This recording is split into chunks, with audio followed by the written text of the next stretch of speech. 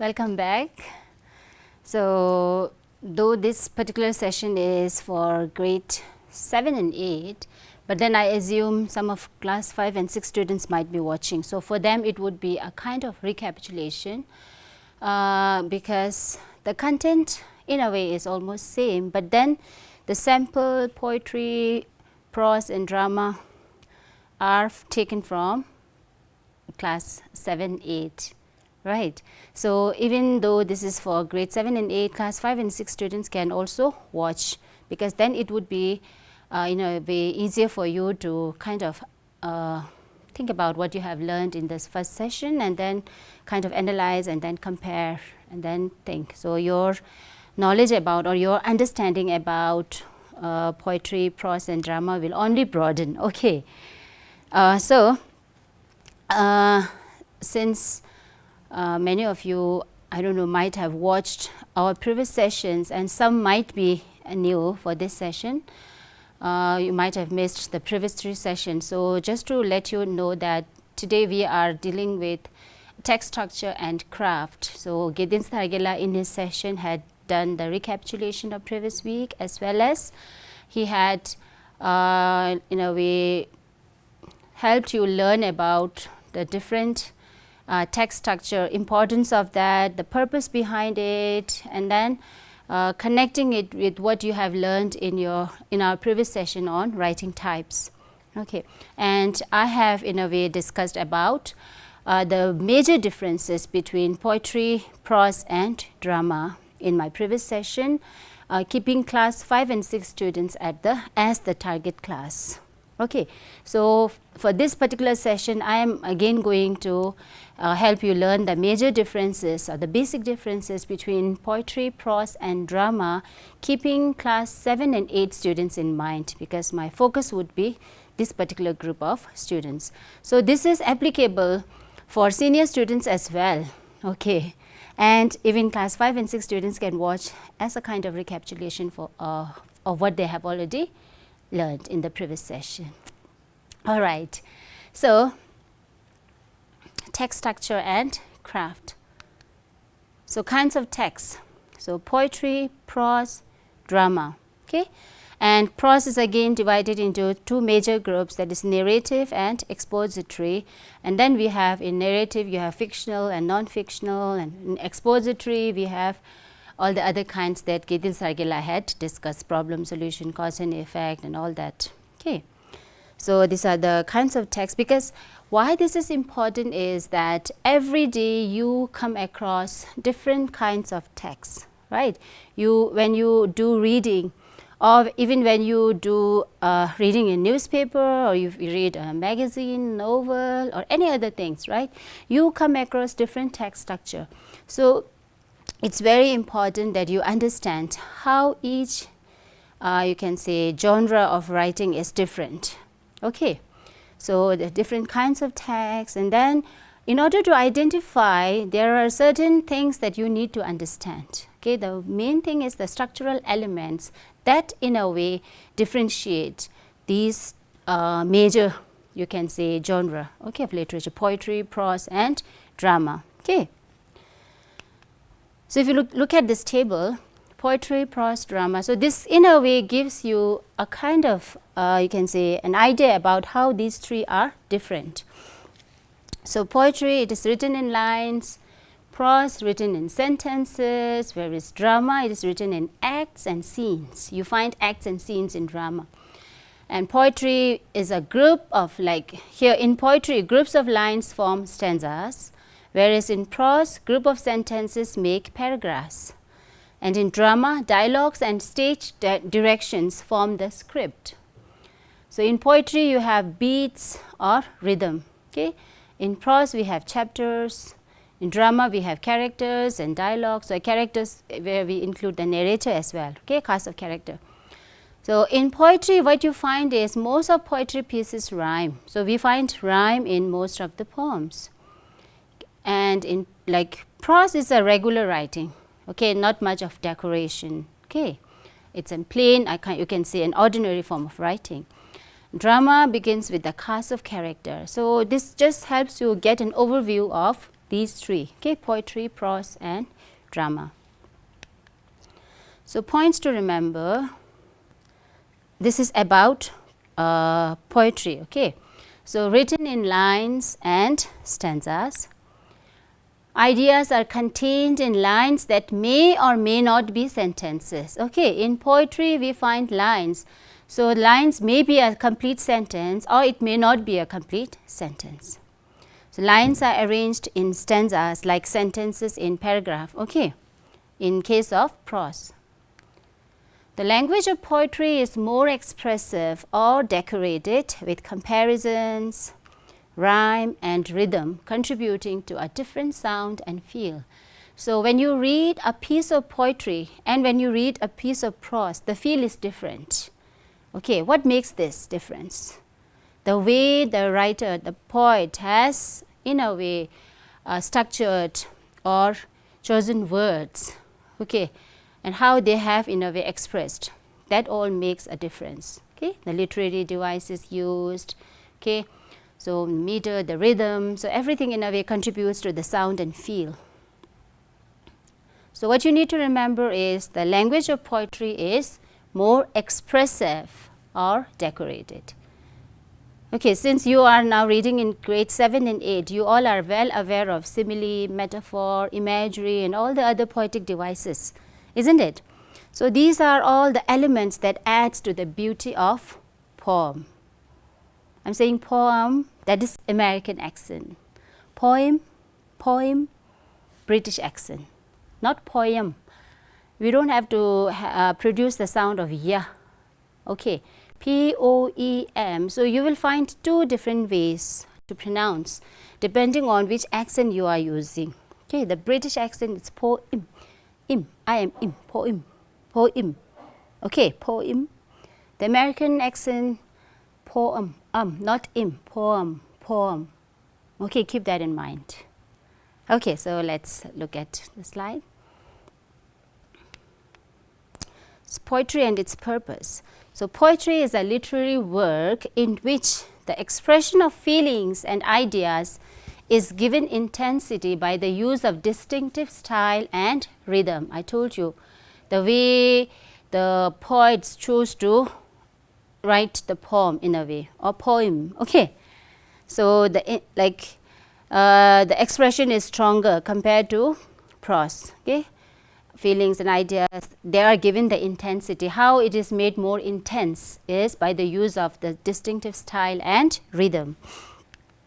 Purpose, to entertain. The purpose of poetry is to entertain, to express a thought or feeling. This is what you do, right? Because you also write poetry, isn't it? Your teacher sometimes tells you to write poem. So what do? You express your thought or your feeling. Right, poetry is a powerful expression of your thought and feelings, a spontaneous flow of your emotions. So in so many different ways, poetry is defined. Okay, so if you talk about, so many poets have their own way of defining poetry. Okay, so just to help you understand, the purpose is to entertain, to express a thought or feeling. Okay. So having learned about you can say the things that in a way defines a poetry, okay, we will look at a sample. So this is something I have taken from Kachepallu Namtar, okay, Kachepallu Namtar. So human nature, this is a verse, okay. This world is like a mirror into which we all look at each other. Human existence is like an echo. We keep answering each other. Where you looked is reflected in the mirror. What you have said is echoed back by the hills. A kindly deed is repaid with a kindly deed. An unkindly deed is repaid with an unkindly deed. This is how the cycle of life goes on. So you see, I have highlighted some of the words here. It's a very powerful verse, isn't it? So this world is like a mirror. What you see is the world is compared to a mirror, isn't it? Using a simile. So, and then this mirror rhymes, okay, you find later, right, into which we all look at each other. Human existence is like an echo. So the very existence of ourself in this world is like an echo, right?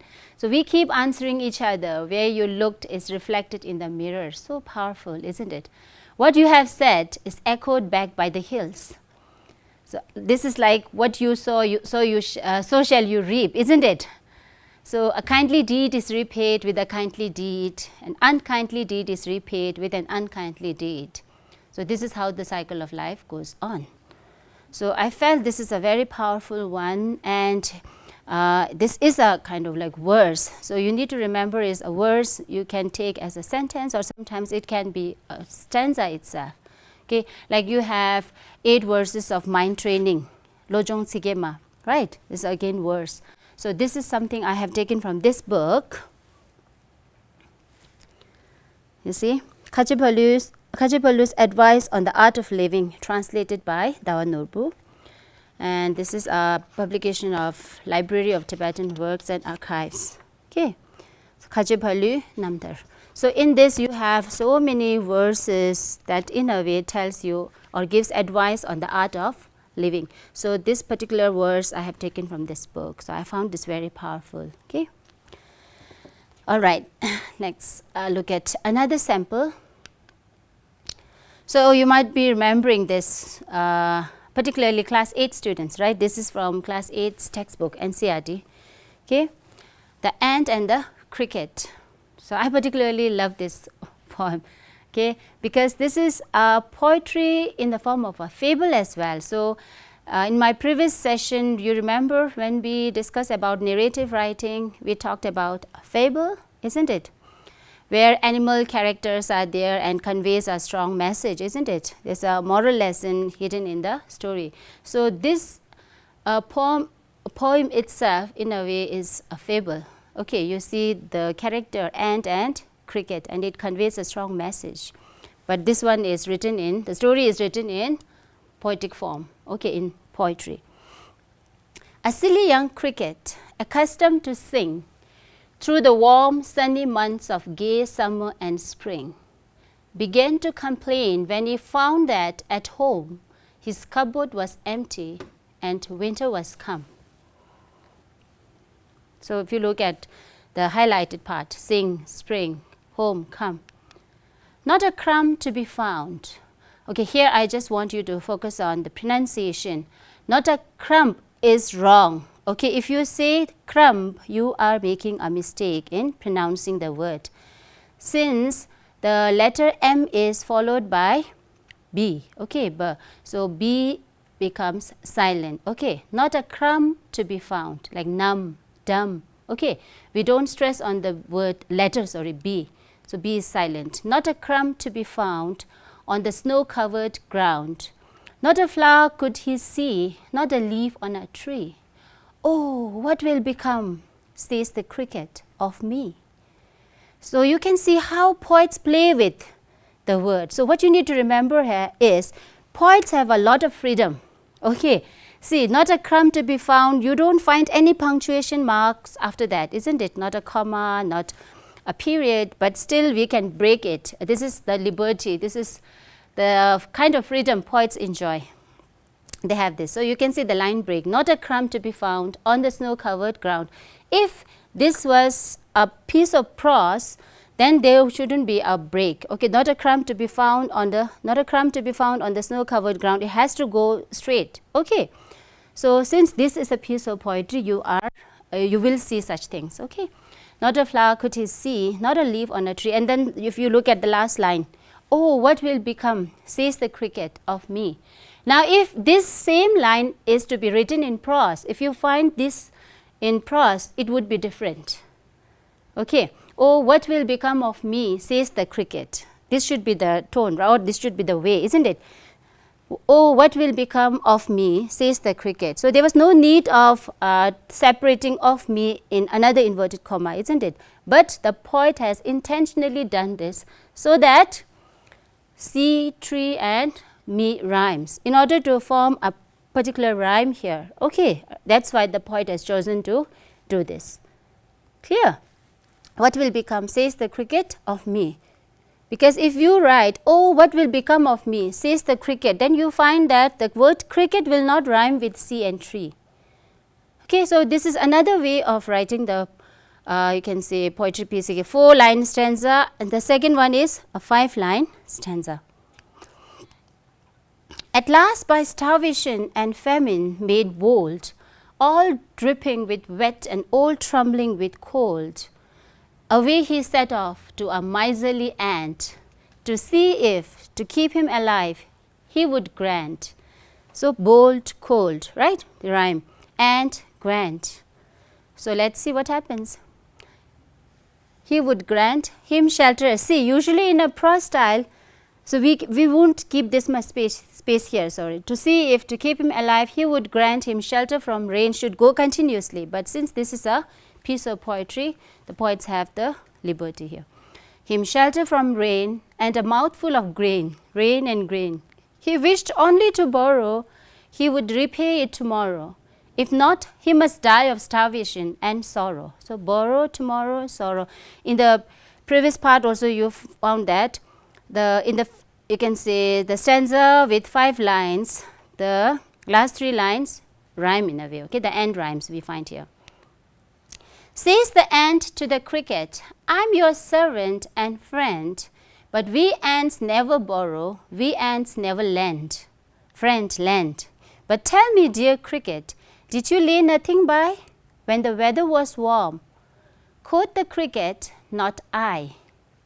See, by, I, friend, lend. And you will see the way the question was asked. When the weather was warm, quoth the cricket, not I. See the question, but tell me, dear cricket, did you lay nothing by when the weather was warm? There's a line break so that there is a rhyme. Okay.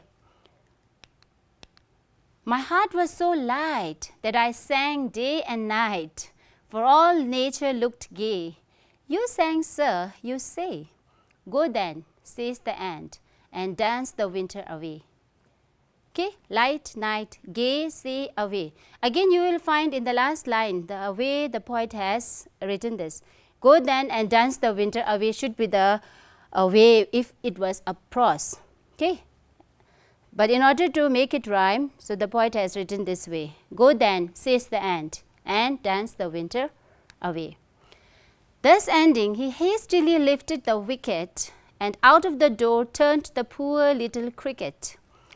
Folks call this a fable, I'll warrant it true. Some crickets have 4 legs, and some have 2. And I guess, who are the crickets having 2 legs? Human beings? Okay. So, wicket, cricket, true, 2. So, this is how poets play with words in a way, and then it in a way appeals to your senses, your imaginations, isn't it? This is adapted from Aesop's fable, and this is a poem I have taken from grade 8 English textbook. And then I have one more sample, Meadow Surprises. Okay, I think this is from grade 7's English textbook. Meadows have surprises. You can find them if you look. Walk softly through the velvet grass and listen by the brook. See, look, brook. Okay, and again you will find the lines. Okay, so see, the whole thing is just one sentence, isn't it? There's just one full stop or one period or full stop at the end. Okay, but then you see 4 lines. Okay, that make up this stanza. You may see a butterfly rest upon a buttercup and unfold its drinking straws to sip the nectar up, cup up.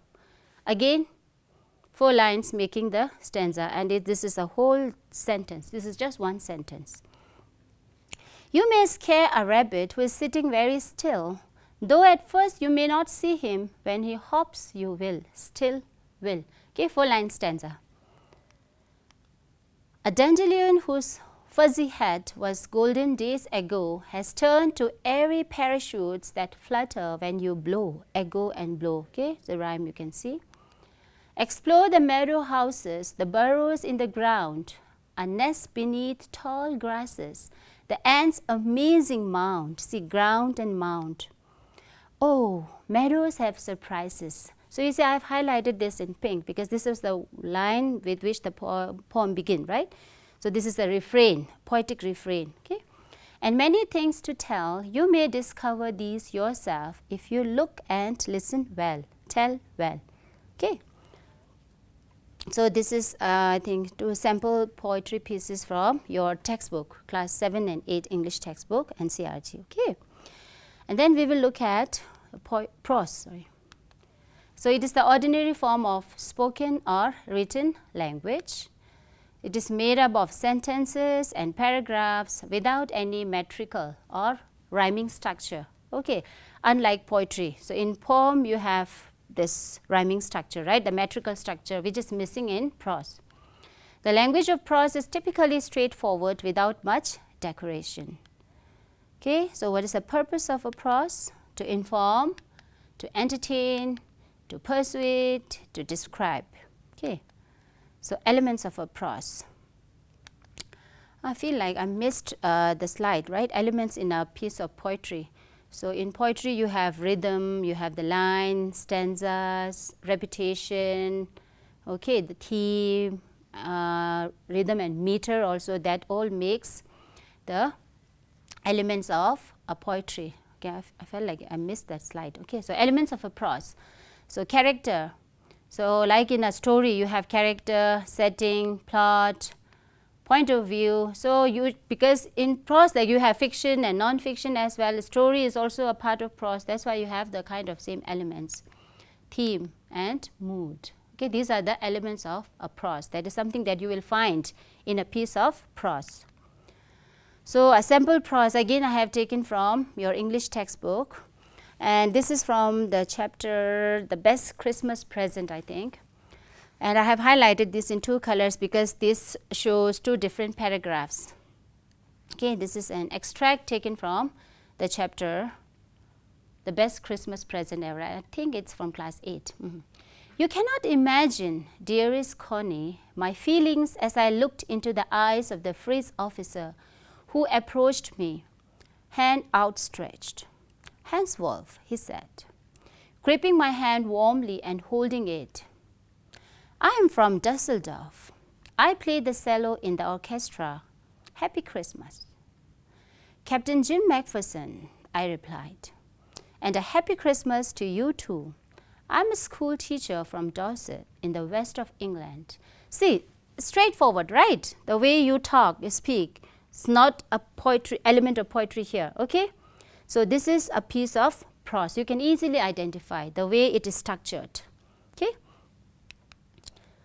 Another one, this is I think from grade 7's textbook. The three questions, okay? The title of the chapter is, the thought came to a certain king that he would never fail if he knew 3 things. So this is a kind of story, isn't it? These 3 things were, what is the right time to begin something? Which people should he listen to? What is the most important thing for him to do? The second paragraph, right? I told you like prose, you have sentences that make a paragraph. So see, the first paragraph made of some sentences, the second paragraph. The king, therefore, sent messengers throughout his kingdom, promising a large sum of money to anyone who would answer these 3 questions. Many wise men came to the king, but they all answered his questions differently. So this is a sample prose. You see, everything is straightforward. The most common form of writing you see is, okay. So not you can say you don't find any metrical structure here. There's no rhythm, okay. No flow in a way like the rhythm or no musical element here. So this is a sample of, this is a piece of prose. Okay, now let's look at drama. Drama is a piece of writing that tells a story. It is performed on a stage and uses dialogue. Okay, so usually in drama and play, what we find, you have characters delivering their dialogue, okay, and you have the props and costumes. It is a performing art in which actors use dialogue and actions to tell a story or convey a message. So as the purpose of drama, same, like see, you might have noticed the common thing. between poetry, prose and drama. So entertain is there. Okay, one purpose is to entertain the readers or the viewers if it's a drama, to communicate thoughts and ideas, to communicate emotions and feelings, to share human experience, to present visual and oral experience for the audience. Okay. Okay, just quickly go through it. The purpose of drama. Okay, entertain, right? Communicating thoughts and ideas, communicating emotions and feelings, sharing human experience, presenting visual and oral experience to the audience. Okay, these are the purpose of a drama. So these are also important because you identify in a way when you look at the text structure why authors choose to write in this particular way. Okay, keeping in view the purpose. Okay, elements of a drama, acts and scenes. Like in story, you have characters, setting, plot.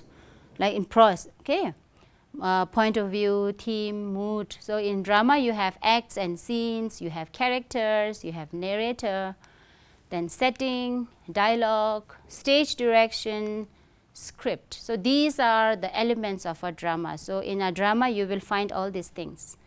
Okay, in the play script, you find acts. Like in prose, you have different chapters, isn't it? When you read a novel or you can say a piece of fiction, you have the chapters, chapter 1, chapter 2. Okay, so in drama you have scene 1, scene 2. Like in one act you may have 2-3 scenes. Okay, so scene 1, scene 2, scene 3, like chapters in a prose. Then you have characters, narrator, setting, where this drama is actually happening. In story also, like you have setting. Then you have dialogue, that is the kind of things that the characters will say, right? And then stage direction, that tells the actors what to do. Okay, and then you have the whole script. So what are the points to remember? Name of the characters is written in bold and on the left side. A colon is used between the character's name and the dialogue. Stage direction is written in brackets or italic. Scenes in drama are like chapters in prose. Okay. Now, if you just look at this, like I told you, the stage direction is written in italic and in brackets. So you will see when the curtain rises. Okay, this is a drama. So I couldn't find any drama pieces from grade 7 and 8 textbook. So I found this from grade 9's textbook. So if not now, later when you reach class 9, you will see this. Okay, the title of the drama is If I Were You. Okay, so because I just wanted you to see how a piece of drama looks like, where there's a scene, where you have the stage directions, then the characters written. That's why I have taken this one from grade 9's textbook. Okay, so if you look at the slide. So scene is the description, how the stage would look like when you are performing, because I told you drama is a story enacted in front of audience, isn't it? So this is the scene. See, even when you have inter-house, you can say cultural shows where you have drama, or maybe intra-class or inter-class, you have this stage setting, isn't it? So the scene is a small cottage interior. So this is how the stage would be decorated. There is an entrance back right, so which may be curtained. So you may or you may not use a curtain. Another door to the left must be a practical door. So these are the things you don't find in poetry or prose. Okay. So the furniture is simple, consisting of a small table towards the left, a chair or two, and a divan rather upstage on the right. On the table is a telephone. So this is how the scene would look like. Okay, and then the second part that is written in bracket is the stage direction. When the curtain rises, Gerard is standing by the table making a phone call. He is of medium height and wearing horn-rimmed glasses. So the actor, Gerard, the person who is taking the role of Gerard should be like standing by the table, okay, because this is the stage direction. Okay, he should be standing by the table making a phone call, and he should be wearing a horn-rimmed glasses because this is the direction. Okay, he is dressed in a lounge suit and a grey coat. His voice is cultured. So this is the direction the actor needs to follow. Okay, Gerard, now this is his dialogue. Well, tell him to phone up directly. I must know. This ... means you have to keep a pause. Yes, I expect I'll still be here. Why do you think this is made? Because he is on a phone call, isn't it? Okay, so he must be in between, he must be listening to the other person. That's why you should keep a pause here. Yes, I expect I'll still be here, but you mustn't count on that. Pause, right? In about 10 minutes time. Righto, goodbye. Okay, now this is the stage direction, what Gerard should do. Okay, he puts down the phone and goes to the divan. So this is not something to be read by the narrator or the actor or the characters in the story or drama. Okay, this is something the actors need to follow, not to be read, not to be spoken. Okay, so that's why it's put in bracket. He puts down the phone call and goes to the divan on the left where there is a travelling bag and starts packing. Whilst he is thus engaged, another man, similar in build to Gerard, enters from the right silently, revolver in hand. So he should be holding that, right? He is flashily dressed in an overcoat and a soft hat. He bumps accidentally against the table, and at the sound, Gerard turns quickly. So this is the stage direction, how the actors need to perform at that point of time. So again, you find, see, the characters' names are written in bold. Gerard is written in bold, and you find a colon, isn't it? This is how you need to identify. Okay, oh, this is a drama. Okay, script. Pleasantly. So Gerard should not be speaking this word pleasantly. Okay, rather he should be behaving pleasantly. Okay, this is written in italic in bracket.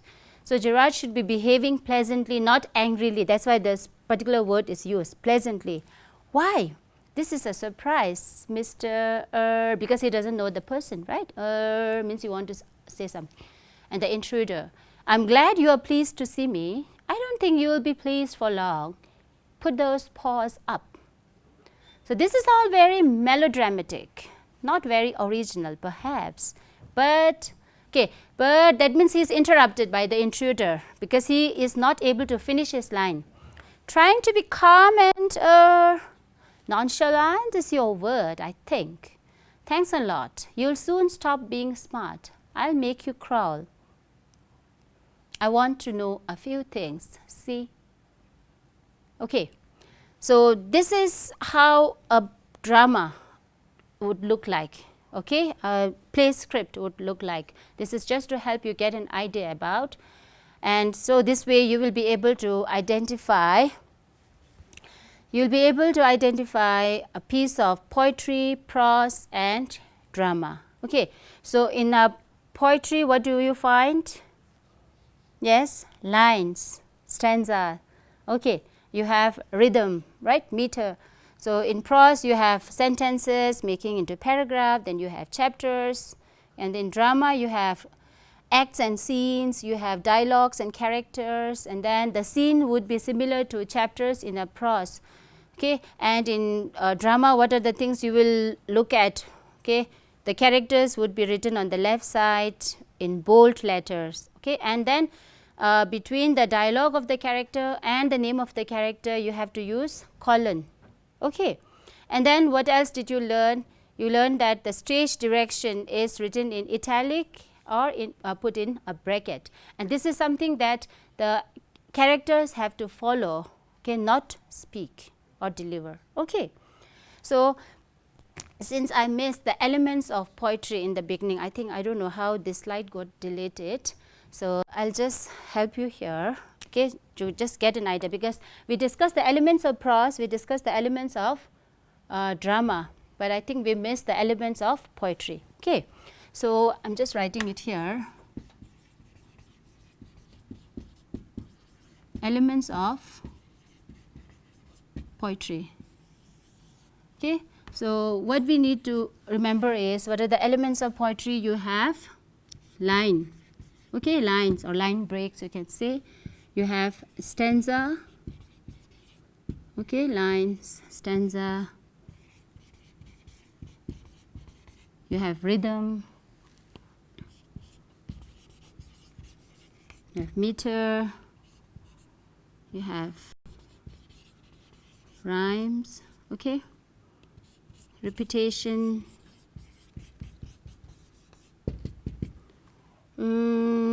okay, yes, you have theme as well. Mood can be also one element. Okay, line, stanza, rhythm, meter, rhyme, okay, repetition, theme. Okay, so what you need to remember is, see, lines, not sentences. Okay, like the poetry pieces, the sample poems that you just looked. So where you see that the whole sentence is divided into 4 lines, isn't it? So each line, okay, this line break, and then number of lines make a stanza. Okay, so that's, I think, easy for you to understand since you are 7 and 8, right?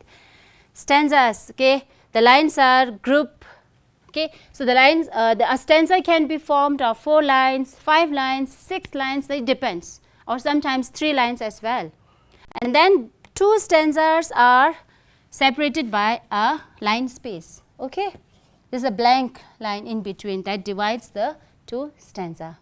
Okay, then rhythm. So I remember telling class 5 and 6 students about rhythm. Rhythm means the beat. Okay. So like lines is the group of words that, okay, written in one row. Okay, line is the group of words written in a row. Okay, and stanza is a group of lines form a stanza. Rhythm is the beat. Okay, that the beat you find in poem. That is the flow of sound. Will you remember? See, for class 5 and 6 students, I only explained rhythm.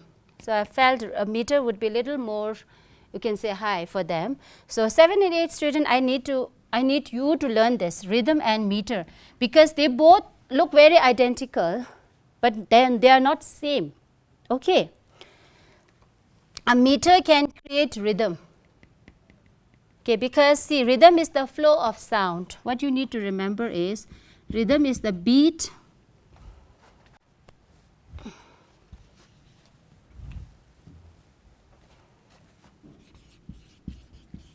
beat or the flow of sound. Okay, like I gave example of heartbeat. Our heartbeat, like in scientific way, like in science we say lub dub, or you say tick tick tick tick tick tick. You have the beat, isn't it? Even our heart has. That's why it's called heartbeat, right? You have the beat, tick tick tick tick tick tick. Okay, so in poetry you have this, and this is because of the stressed and unstressed syllables. Okay, that is the pattern, sound pattern. So meter is, whereas rhythm is the flow of sound, meter is the pattern in sound. Okay, the rhythmic pattern, you say, the pattern in sound. Okay, the pattern in sound is created by the stressed and unstressed syllable. Like when you read word or sentences, you find that some part of a word is stressed, whereas some part is unstressed. Stress is usually longer. Okay, and then you have rhymes, that is the similar, you can say, and like you have tall, whole, you can say, right? Call, tall, so rhyme. Okay, meet, tweet. Okay, so these are all rhyme. Then repetition is a word or lines, or you can say phrases that is repeated, like meadows have surprises. Okay, so meadows have surprises, meadows have surprises. If this is just the one line, then we can call it poetic refrain. But in the particular poem that we discussed, oh, meadows have surprises, and later on there was not oh, the oh is missing. We are using only the phrase meadows have surprises. Okay, so repetition. Repetition can be a phrase, okay, or a line, okay, or a part of that is repeated. Theme is the message conveyed by the poem or poem, okay, the message or the lesson in the poem. So I think lines, stanzas, rhymes, repetition, theme, you would easily identify, right? So this would be little tricky, rhythm and meter. If I just give you another example, like one simple one I just told you, the heartbeat, right? Tick, tick, tick, tick, tick, tick, tick, tick. There's a beat. Okay, this is the rhythm. Okay. Now, if you talk about stressed and unstressed syllable, so when you grow older, like we are in higher classes, I think you will be learning more about all such depths about poetry. Okay, you have iambic meter, how the poets choose different, you can say, metrical structure in their poem by the kind of, you can say, patterns in the stressed and unstressed syllable. So, if we can just take a simple example. Okay, if you remember the rhyme, nursery rhyme, Jack and Jill went up the hill to fetch a pail of water. Remember that? Say, if I just write,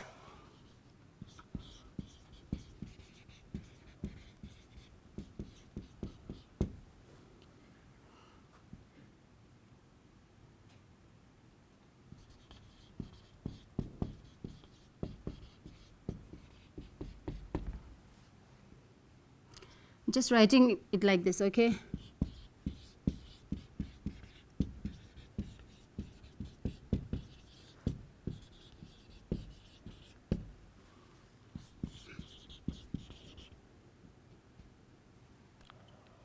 Jack fell down.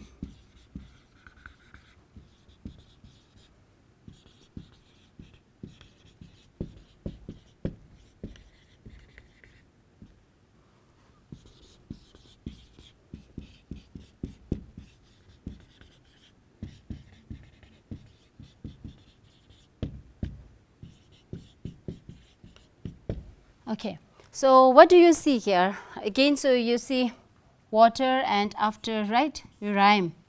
Okay, Jack and Jill went up the hill. You find internal rhyme, isn't it? Jill, hill. Jack fell down and broke his crown, and Jill came tumbling after. So, if I break it this way, then it would be A, B like that. Okay, Jack and Jill, I can write it this way also. So, right now my focus is more on the rhythm or the meter here.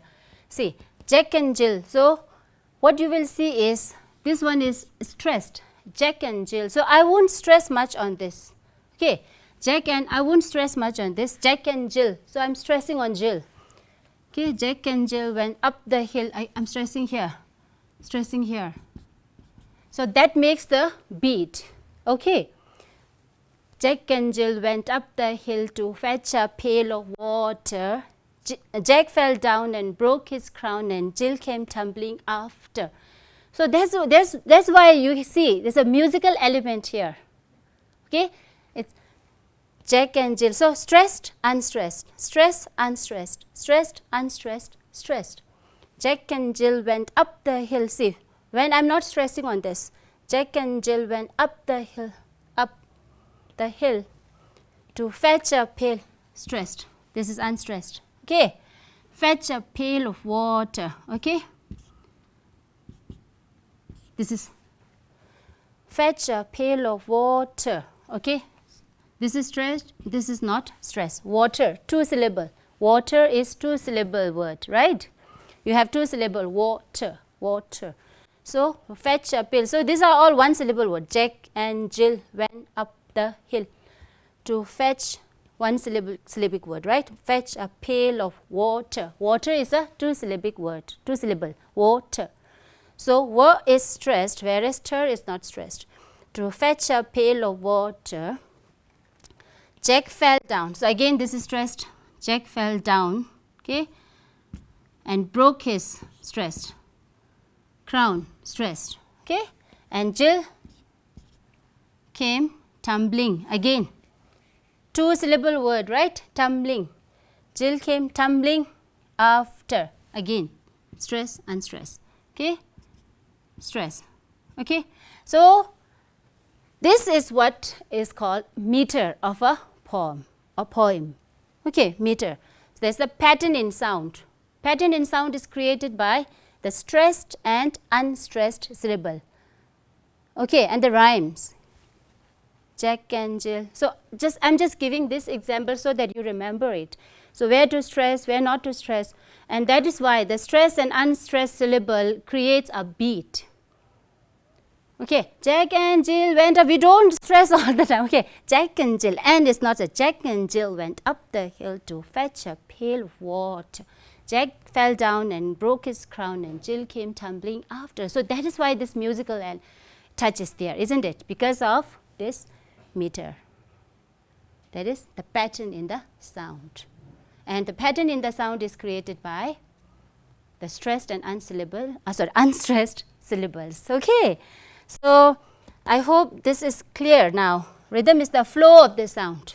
Tick, tick, tick, tick. Like the flow is Jack and Jill. And okay. And how is this flow created?